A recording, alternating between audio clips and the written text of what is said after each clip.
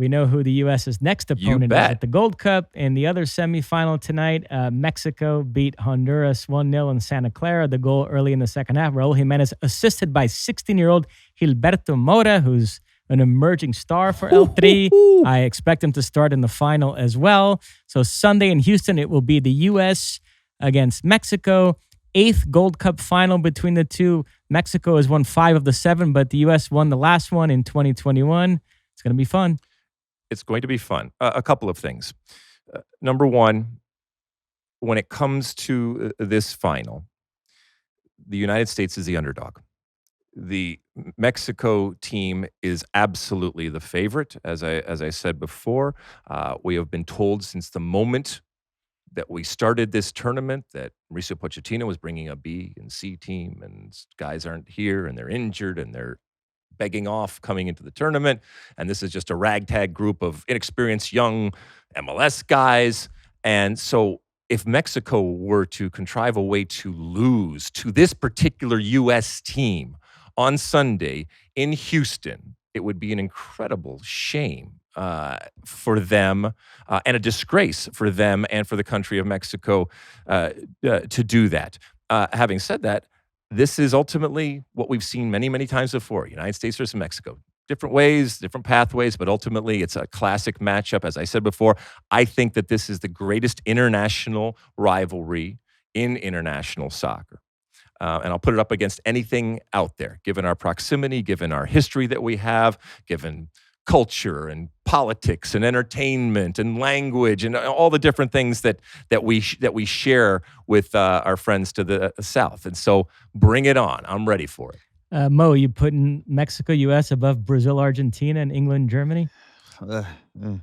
I'm biased. All right, I'm biased. So I'll make that very clear. I'm biased. I never played in those rivalries. I played in U.S.-Mexico rivalries. Who cares whether you played in them or not? No, but because there's a different connection to it. Like I can speak to what it actually felt like to be on the pitch, to actually experience each of those moments, seeing something from afar and trying to interpret what that feels like. It's different. So I'm biased, and I'm agreeing with you, Lex. Right. First of all, I'm agreeing with you. I'm all riled up tonight. So I'm just saying, my opinion is biased, and I have no shame in saying that. But about this game in particular, there's a lot of storylines going into it.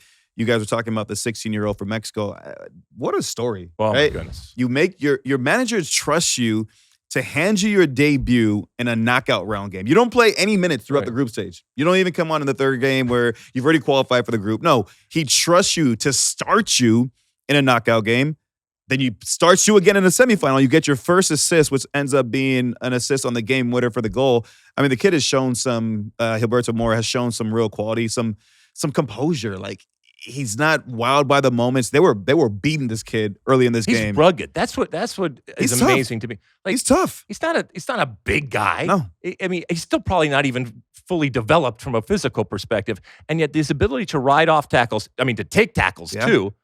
And I don't know where that ruggedness comes from, but I love it as a trait for any player out there, especially for a young player with a kind of slight frame. Yeah. He's not I was just impressed, and as we're watching the game early on, I was talking to our producer, telling him, like, clip this, because the Honduran team just kept smashing him. And as a 16-year-old kid, it's so easy to allow yourself to be coddled or for your teammates to come and save you for the moments. The kid would just hop right back up and continue on the play. And that impressed me. And then ultimately, as I said, he gets the assist on the game-winning goal. I agree Mexico's a favorite, but I like the U.S. in this game. I mentioned that the U.S. won the last final between these two in 2021 in Las Vegas. There are a lot of parallels between that Gold Cup and this one. The U.S. also brought a B team. Mexico brought much closer to their A team. The U.S. in that Gold Cup had one lopsided win in the group stage, 6-1 over Martinique. It was 5-0 over TNT in this one. And then it was a series of 1-0 wins. They beat, I remember it was Haiti, Canada, Jamaica, and Qatar. And then if you're a U.S. fan, you hope the parallels carry over into the final because it was 1-0 U.S., Miles Robinson in extra time. So we'll see. The only difference I would say from a Mexico perspective is that 21 team was coached by Tata Martino. They were talented, but there was an air of flakiness to them. This team under Javier Aguirre feels more solid. They have a really good spine with Montes and Vasquez at the back, Edson Alvarez in front of that back line, Raul Jimenez up front.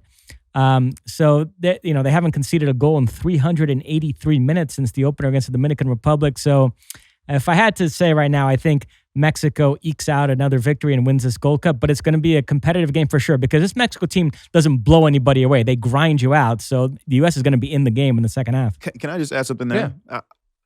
I agree with everything you said, Mosse. But I also say that for both teams, for the U.S. and for Mexico, their opponent in this match will be the best teams either team has faced throughout this tournament. But every team that I've watched against this Mexico side, there's no one that's wowed me from an attacking standpoint. There's no one that I look at it and go, yeah, he could actually cause some problems against that back line individually, or this tandem of players look like they can really, there hasn't been anyone that stood out to me in that way as you take a look at the bracket there. But the U.S., the players that we've talked about, your Diego Lunas, your Malik Tillmans, your Ajiman bullying people, Max Arfson on the attacking side, asking questions. I look at the U.S. and there's pieces that I feel like can really win the game individually or collectively can ask questions and cause problems to that Mexico back line. This Mexico team is suspect. And here's why. I don't trust a Mexican team that doesn't have any dysfunction. I don't trust a Mexican team that doesn't have any controversy. I don't trust a Mexican team that doesn't have any conflict. There's got to be something going on. And when that ball drops, get ready because it will happen. This is all Rafa Marquez is in charge of a team with composure and maturity. Something's Memo not Ochoa did find a way to get a yellow. That's true. That's true. It just poked its head above, yes. above the surface there. You know, we all thought this Mexico team was going to be about the two Jimenez boys up front, but Santi Jimenez, who scored the winner in the last Gold Cup final against Panama, he's become kind of a super sub. He's been starting Vega and Alvarado, flanking Raul Jimenez. So I'll be interested to see if he sticks with that for the final. I suspect he will. But I could see Santi Jimenez coming off the bench and having a moment, perhaps. I don't like you saying that, Mosse, but no, I think we are in for a hell of a final. There's certain matchups that I'll be keying in on to see how they play out. If Max Arfson starting on that left-hand side again, himself against Alvarado, if Max Arfson can force Alvarado to have to defend more than he has to defend in his own defensive third. Set pieces, both teams have shown that they're more than capable on set pieces as well. But I do like this matchup for the U.S. And it's Dave. You were talking about this U.S. team winning fans over through the course of this tournament. They've won me over, right? Mm-hmm. I believe in this group of players because they've shown an ability to get results. Everything that Pochettino talks about, the grit, the fight, the scrap, the brotherhood, the camaraderie, to me, all that is just a product, and those are elements to shaping a winning mentality. All right, Houston, 6 p.m. Eastern Time on Big Fox, U.S. men's national team versus El Tri. We will be there. My last comment on the U.S., think how different the narrative would be if a U.S. team with all their stars, Pulisic and company, had eked out a 2-1 win over Guatemala after beating Costa Rica on penalties.